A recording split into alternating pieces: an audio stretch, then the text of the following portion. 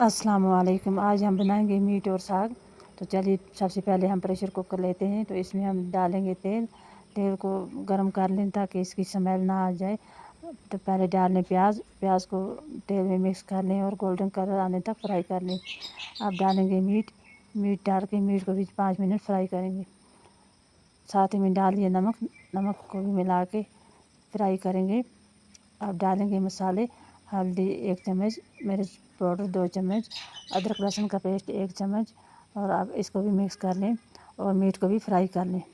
Meet fry हो गया है। अब हम डालेंगे साग को भी इसमें मिक्स करके।